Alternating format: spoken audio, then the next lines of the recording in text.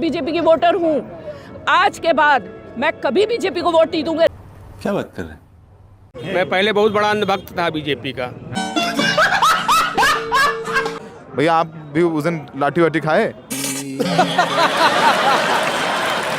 कहेंगे कि सिखा यहाँ नहीं यहाँ रखो, कल कहेंगे गायत्री मंत्र ऐसे नहीं पढ़ो ऐसे पढ़ो, हवन ऐसे नहीं ऐसे होता है।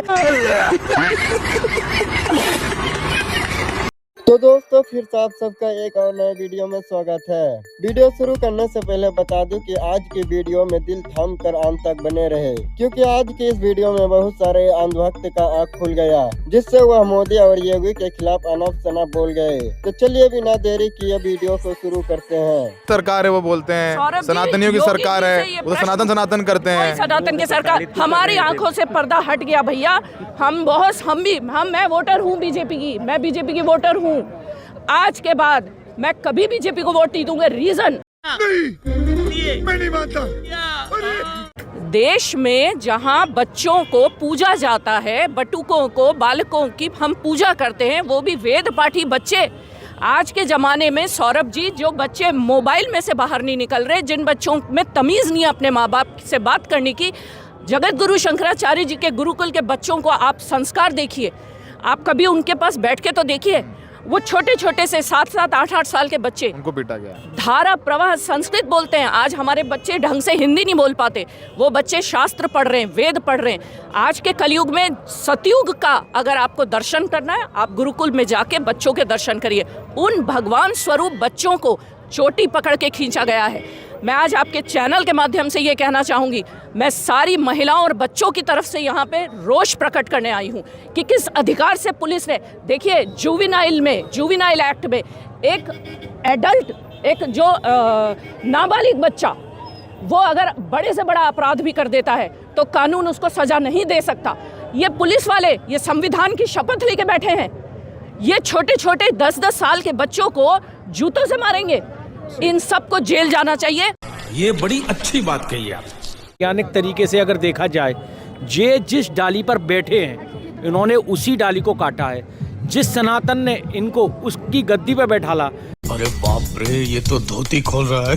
क्योंकि ये गौरक्षा पीठ के महंत थे केवल और केवल, पर उनकी कृपा से शासन मिला, सत्ता मिली। और अभी तो रुको, क्लाइमैक्स अभी बाकी है। क्या नाम है आपका? मेरा नाम राजा राम शुक्ला है। शुक्ला जी क्या हो गया? अरे ये जो अत्याचार कर रहे हैं, मैं पहले बहुत बड़ा अंधभक्त था बीजेपी का, लेकिन इस अत्याचार के बाद अब इनको कभी जीवन में वोट नहीं करूंगा, पूरे परिवार के साथ। वो सनातन की सरकार है, कह रहे हैं सनातन की सरकार केवल नाम की है। गौ हत्या में ये नंबर 2 पे आ गए हम वर्ल्ड में नंबर 2 आ गए। कांग्रेस के समय में 3-4 नंबर पे थे, अभी हम नंबर 2 पे हैं। राम मंदिर बन गया। राम मंदिर बनने से क्या होता है? आप अपमान करिए साधु संतों का, राम मंदिर बना दीजिए, कुछ भी कर दीजिए, त्रिपुंड लगा के घूमिए, उससे क्या होता है? रहने वाले शुक्ला जी आप? हम तो यहीं इलाहाबाद प्रयागराज के हैं। बीजेपी को वोट देते आए हैं? बीजेपी अंधभक्त था, बता तो रहे हैं। बीजेपी के अंधभक्त थे लोग, जैसे बोलते हैं ना टीवी की भाषा में, अंधभक्त। लेकिन अब कभी अंधभक्ति नहीं होगी। आप नहीं देंगे बीजेपी को वोट? कभी नहीं।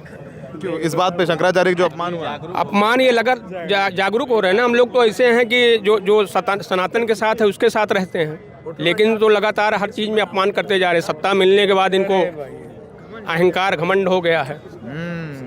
थोड़ा भैया आप भी उस दिन लाठी वाठी खाए? नहीं, हम उस दिन नहीं थे और थोड़ा स्वास्थ्य नहीं सही था। और उसी दिन फिर जब स्वामी जी का पता चला, न्यूज़ में आया, तो हम तुरंत आ गए यहाँ पे। तुरंत आ गए आप? हाँ, यही है। तो ये सब लोग हैं जो मार खाए हैं, वो भी जो नहीं मार खाए हैं वो जो कह रहे हैं कि भाई गलत हुआ है उसके लिए आए हैं। तो मार नहीं खाए कहाँ गए? फिर कुछ हो जाएगा। यहाँ तो शंकराचार्य जी नहीं मान रहे हैं, कह रही सरकार शंकराचार्य जी नहीं है। ये फिर ये बताइए कि सरकार होती कौन है कि वो शंकराचार्य है कि नहीं है?